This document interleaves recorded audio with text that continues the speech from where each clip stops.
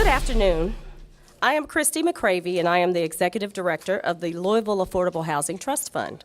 Welcome to the Chestnut Street YMCA.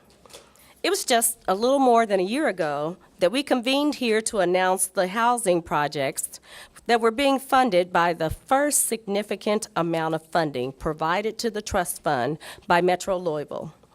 I am proud to be here to celebrate the completion of the first of these projects. This Y holds a special place in the hearts of Louisvillians across the community. Its history and programs have deep roots in both the Russell and African American communities. Today, there is no other facility in our community that both houses and focuses on the self-sufficiency of men transitioning from homelessness to permanent supportive housing, regardless of the reason behind the circumstances that led them to their plight. I am happy that the Trust Fund was able to be a part of the renovation of this facility. Thank you, Mayor Fisher, Metro Council members, which we have several here, my faithful board of directors, they're around the room as well, and all of our advocates for supporting us and enabling us to fully function as a trust fund.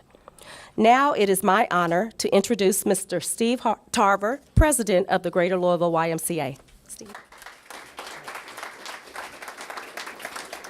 Good afternoon, and Christy, thank you for your very kind words for the Chestnut Street YMCA, although, you know, we certainly agree with you on those things, but I would add my welcome to you to the Chestnut Street YMCA.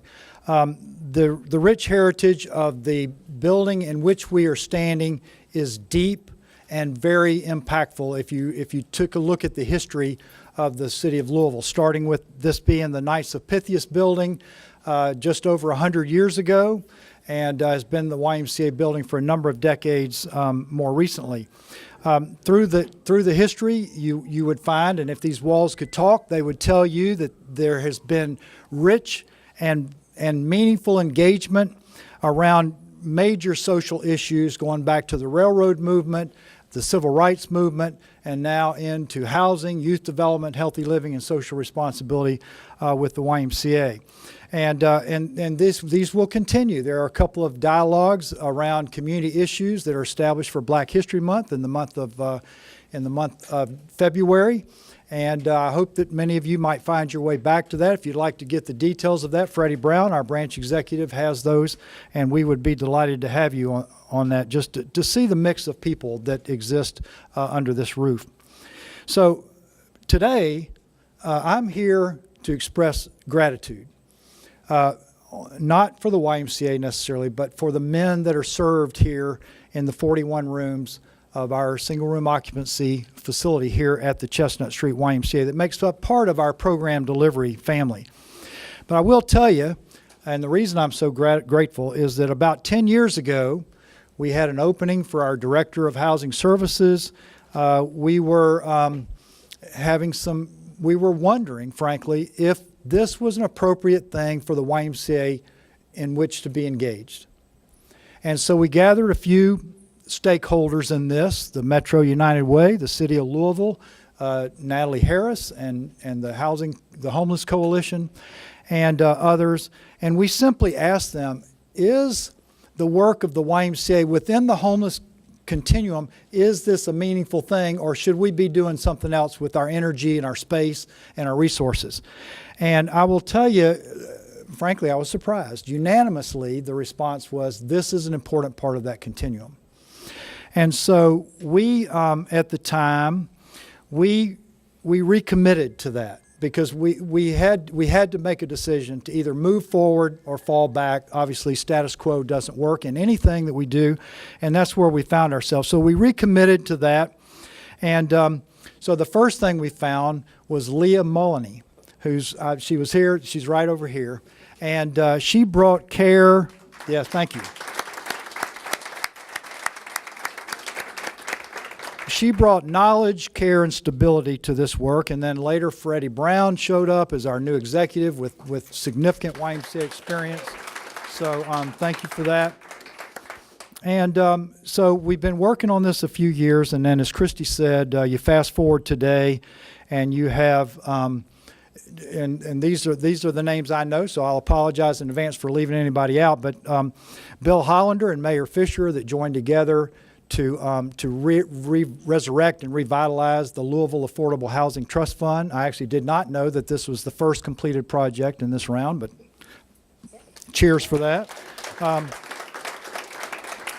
So we're grateful. You know, we've had Natalie Harris, who's been an inspiration to us throughout this, not only here, but with our Safe Place services, some of the work we do for teenagers that are finding themselves homeless or on the street.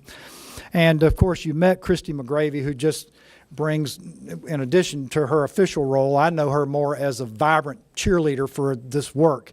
And I'm very grateful to have gotten to know her through that. And then, of course, another advocate for our area, Barbara Sexton-Smith, who you'll be meeting.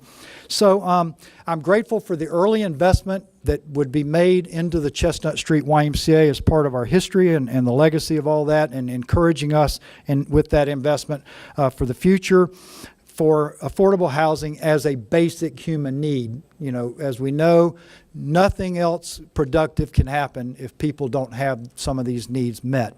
So we're grateful for that. And so again, I'll finish where I started to say thank you for the investment. Thank you all for being here. And thank you again on behalf of the men that are served, have been served, and will be served in the future. So thank you all, and God bless you.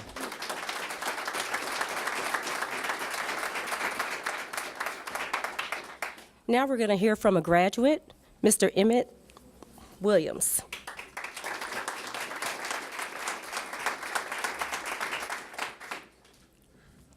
Good afternoon. My name is Emmett Williams. I've been a member of this Y ever since I've been like 9 years old. Okay, it's a long time. I done seen Reconstruction. I done seen people come and go, but then at the same time, I feel like this is a homestead type of place. It's like I'm like with a family. And then it's like, I don't know how to explain it. It's like I'm at home when I'm here this way. It's like homebody people. It's just beautiful people here. And at the same time, I'm celebrating 18 years clean and sober.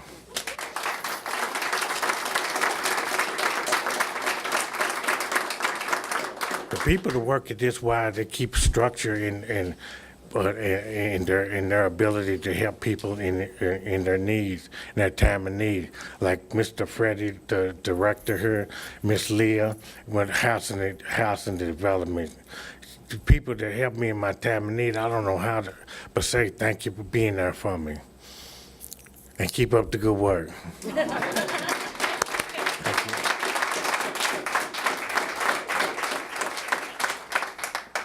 So now, we are in the 4th District, and who better to speak but the council person for the 4th District, Barbara Sexton-Smith. Thank you, Christy. And as I love to say, welcome to District 4. We are right here in the heart of District 4, and boy, is today ever a great day for quality, affordable housing in Louisville, Kentucky. Thanks to the leadership of Christy McCravy, your board of directors, and the folks here at the YMCA, and of course, for our compassionate mayor, Greg Fisher. Let's give everyone a round of applause. Mr. Williams' story is a moving story, and it's one of thousands. It's one of 41 right here in this very building. What I love about this address right here at 9th and Chestnut is right across the street, we've got the Western Branch Library. So I know that Mr. Williams wanders over there from time to time. Yes, he does. Look at the big smile on his face. He likes to go over there and read the books, check the books out, and use the computer. So thank you. If there's anything else we can do to help you, Mr. Williams, please let us know, because we want to be on this journey with you, and I wish you 18 more years. Good job. Thank you for sharing that with us. This is exactly what can happen when great government comes together with solid, committed business, great nonprofit, great for-profit, and tenacious, persevering board of directors and leadership. So thank you. It's been a long time coming. We are right in the midst. We're in our 7th month of the first year where the Affordable Housing Trust Fund was fully funded. That's right.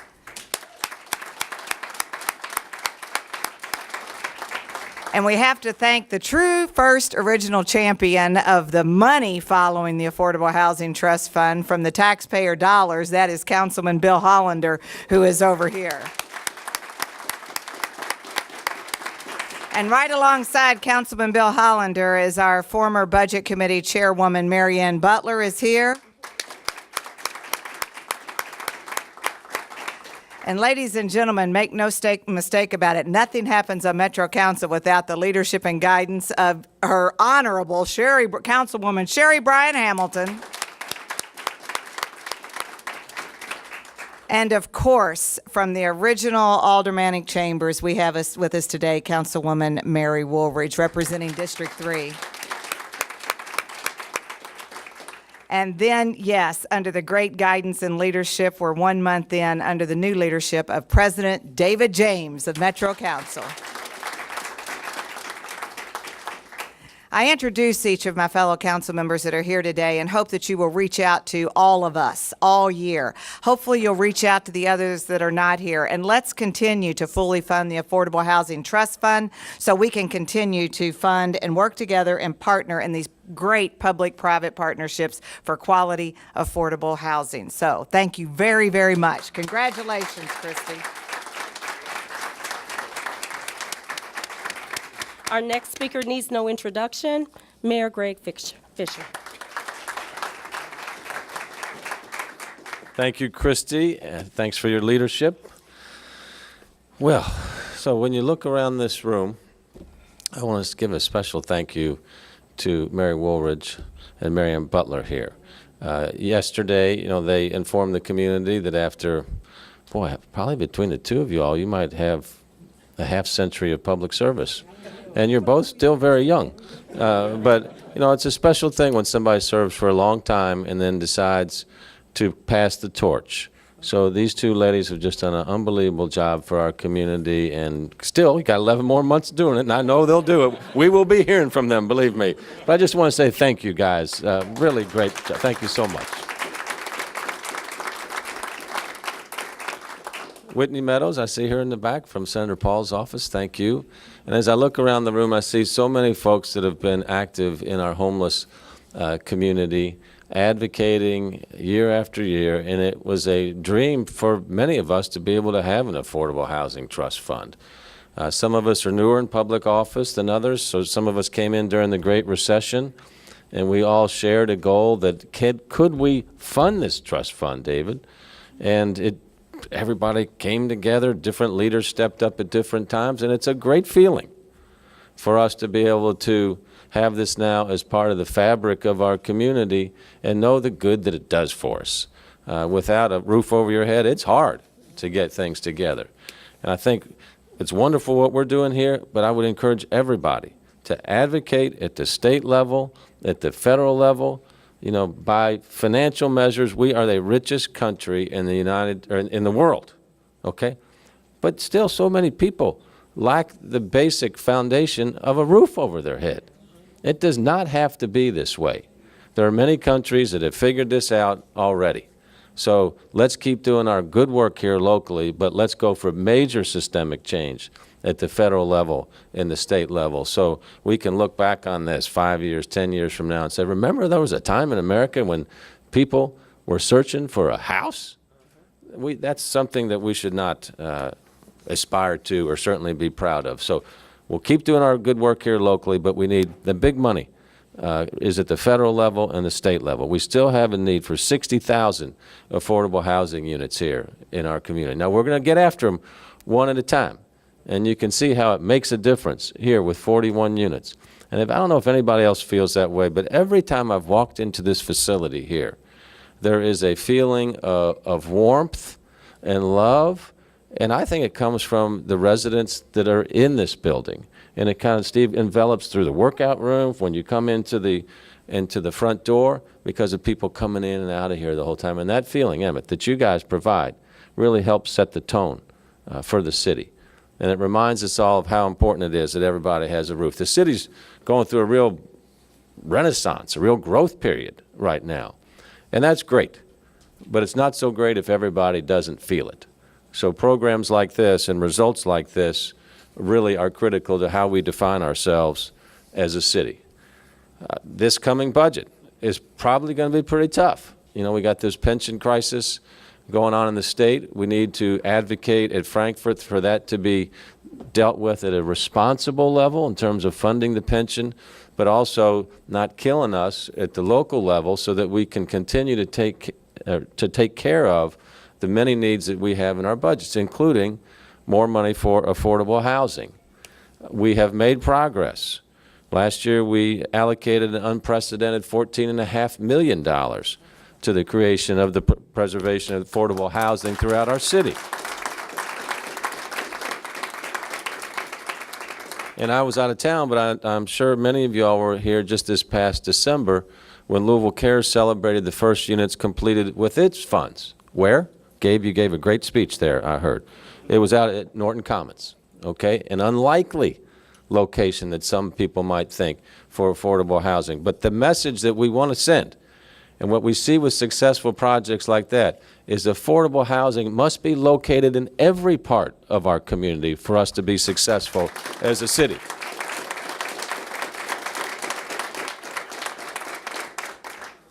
Last night I was talking to a developer and was talking to me about a project that's not public that might happen, but the first thing he said was, I want to ensure you that we have set-asides in our complex for affordable housing. Okay, that conversation would not have taken place 2 or 3 years ago. So to see the mindset shift of our developers to understand the importance of affordable housing in all of our complexes, I think is extremely important. We're seeing that at 4th and Guthrie right now.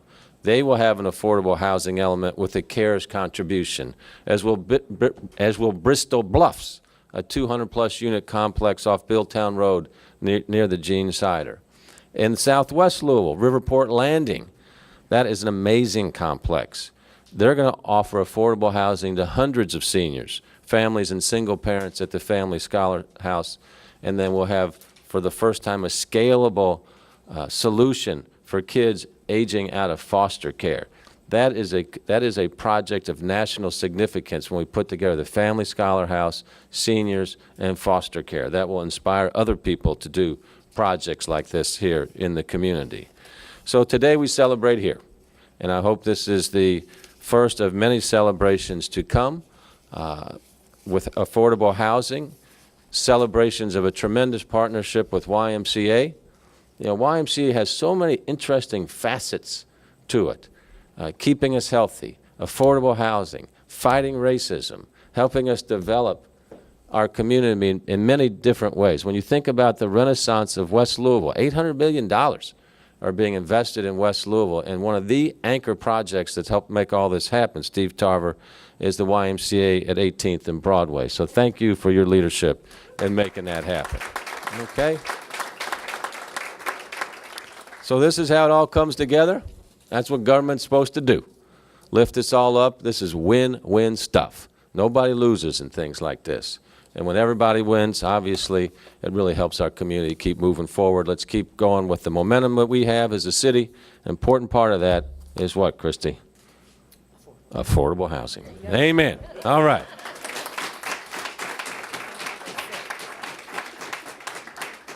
So now we come to the fun part. We're going to cut the ribbon, but you know what? We have new plumbing.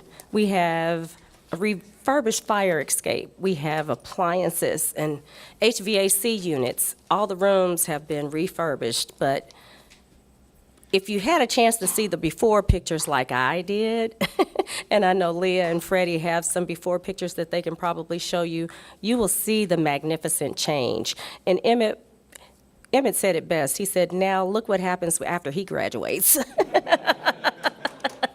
So without further ado, I think it's time to cut the ribbon. 3, 2, 1.